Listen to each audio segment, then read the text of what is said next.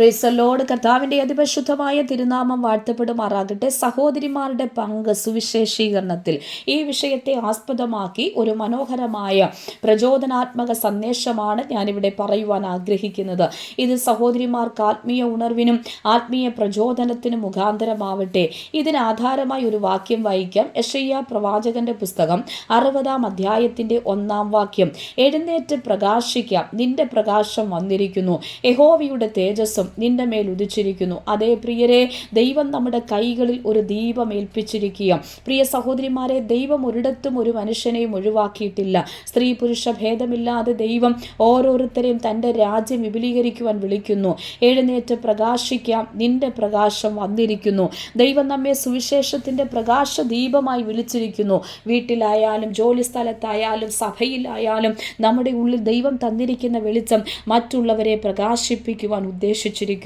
ഏതെല്ലാം രീതിയിൽ നമുക്ക് പ്രകാശം പരത്താം, ഏതെല്ലാം രീതിയിൽ സുവിശേഷീകരണത്തിൽ പങ്കുവഹിക്കാം. ഒന്ന്, നമുക്ക് പറയാനുള്ളത് ഒരാളുടെ ജീവിതത്തെ മാറ്റാം. അതായത് സാക്ഷ്യം പറയുന്നതിലൂടെ. ശമരിയ സ്ത്രീയെക്കുറിച്ച് യോഹന്നാന്റെ സുവിശേഷം 4-ാം അധ്യായത്തിൽ നാം വായിക്കുമ്പോൾ ഇതാ ആ സ്ത്രീയുടെ സാക്ഷ്യം കൊണ്ട് ഒരു ഗ്രാമം മുഴുവൻ യേശുവിലേക്ക് തിരിഞ്ഞു. അവരുടെ മുൻപിൽ വെളിപ്പെട്ട മശിഹായെ ആ പട്ടണത്തിന് മുഴുവൻ പരിചയപ്പെടുത്തി. ആ പട്ടണം മുഴുവൻ ഒരേ സ്വരത്തിൽ വിളിച്ചു പറഞ്ഞു, ഇവനത്രേ ലോകരക്ഷിതാവെന്ന്. അവൾക്ക് വെളിപ്പെട്ട മശിഹായെ ഇതാ ആ പട്ടണത്തിന് പരിചയപ്പെടുത്തിയപ്പോൾ ആ പട്ടണം മുഴുവൻ ലോകരക്ഷകനായ യേശുവിലേക്ക് വന്നുവെങ്കിൽ സാക്ഷ്യം പറയുന്നതിലൂടെ ദൈവരാജ്യത്തിൻ്റെ വിശാലതയ്ക്ക് വേണ്ടി നമുക്ക് പ്രവർത്തിപ്പാൻ കഴിയും. അതേ, സുവിശേഷണത്തിൽ നമുക്ക് പങ്ക് വഹിപ്പാൻ കഴിയും. രണ്ടാമതായി പ്രാർത്ഥനയിലൂടെ. ഇതാ 1 ശമൂവേൽ 1-ാം അധ്യായത്തിൽ ഹന്നയുടെ പ്രാർത്ഥനാ ജീവിതം ഒരു ശമൂവേലിനെ ദൈവവേലയ്ക്കായി നൽകി. നാം ആയിരിക്കുന്ന സ്ഥലത്ത് നമ്മുടെ പ്രാർത്ഥനകൾ ദൈവവേലയ്ക്ക് കൈത്താങ്ങലുകളാകട്ടെ. അതേ, സുവിശേഷീകരണത്തിൻ്റെ വിശാലതയ്ക്ക് വേണ്ടി, ദൈവദാസന്മാർക്ക് വേണ്ടി, ലോകരാജ്യങ്ങൾക്ക് വേണ്ടിയൊക്കെ നാം ആയിരിക്കുന്ന സ്ഥലത്ത് ഇരുന്ന് പ്രാർത്ഥിപ്പാനിടയാകട്ടെ. ഒരു സ്ത്രീക്ക് ഏറ്റവും സഫലമായി പ്രവർത്തിക്കാൻ കഴിയുന്ന രംഗം അവളുടെ പ്രാർത്ഥനാ മുറിയാണ്. അവിടെ നിന്നും ലോകത്തിൻ്റെ 4 ഭാഗങ്ങളിലേക്കും ആ ശക്തി വ്യാപരിപ്പാൻ ഇടയായിത്തീരും. മാത്രമല്ല, ദൈവനാമത്തിന് കൊടുക്കുന്നവരായി തീരാം. 2 കാശിട്ട വിധവയെപ്പോലെ തൻ്റെ ഇല്ലായ്മയിൽ നിന്ന് ദൈവത്തിന് കൊടുക്കാൻ തയ്യാറായപ്പോൾ അവളെ ദൈവം കാണാൻ ഇടയായി. അങ്ങനെയെങ്കിൽ പ്രിയരെ, പ്രാർത്ഥനകൾ നമ്മുടെ ജീവിതത്തെ മാറ്റിമറിക്കുന്ന അനുഭവമാകട്ടെ. പ്രാർത്ഥനകളിലൂടെ സുവിശേഷീകരണത്തിന് ശക്തമായ പങ്ക് വഹിക്കുന്നവരായി തീരട്ടെ. മൂന്നാമതായി, നമുക്ക് തന്നിരിക്കുന്ന താലന്തുകൾ അതേ സുവിശേഷീകരണത്തിനായി, അതിൻ്റെ വിശാലതയ്ക്കായി ഉപയോഗിക്കുവാൻ ഇടയാകട്ടെ.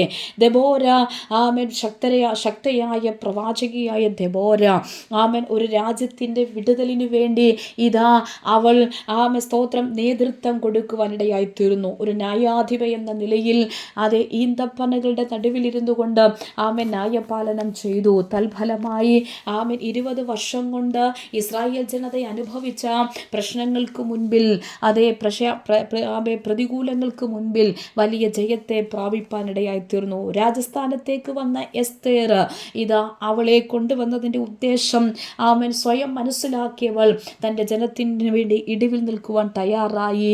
ഹാമാന്യ തന്ത്രങ്ങൾക്കകത്തു നിന്നും എന്നേക്കുമായി ഇസ്രായേലിയ ജനത, യഹൂദ ജനത വിടുതലിലേക്ക് വരുവാനിടയായി തീർന്നു. ഇതാ ലുദിയ അവളുടെ വീട് കർത്താവിൻ്റെ നാമത്തിനായി തുറന്നു കൊടുത്തു. ആമേ, യൂറോപ്പ് പട്ടണത്തിൽ ആദ്യത്തെ സഭയായി അവളുടെ വീടിനെ ദൈവം മാറ്റിയെങ്കിൽ ഇതാ കർത്താവ് തന്നിരിക്കുന്ന താലന്തുകളെ ഏതെല്ലാം വിധത്തിലാണ് ആമേ ദൈവം നമുക്ക് തന്നിരിക്കുന്നത്. ഒരു പക്ഷേ പ്രാർത്ഥനയാണോ, ഒരു ദൈവവചനമാണോ, പാട്ടാണോ, വായനയാണോ, എഴുത്താണോ, ഇതെല്ലാം കർത്താവിൻ്റെ നാമത്തിന് വേണ്ടി നമുക്ക് ഉപയോഗിക്കാം. ദൈവരാജ്യത്തിൻ്റെ വിശാലതയ്ക്കായി നമുക്ക് ഉപയോഗിക്കാം.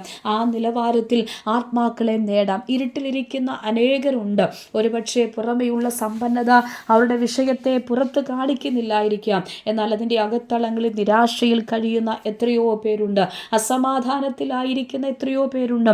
അസന്തോഷത്തിലൂടെ പോകുന്ന അനവധി പേരുണ്ട്. വിവിധ കഷ്ടതകളിൽ, രോഗങ്ങളിൽ, ഒരുപക്ഷെ ജീവിതം അവസാനിപ്പിക്കുന്ന തലത്തിൽ എത്തിയിട്ടുള്ളവരായിരിക്കാം.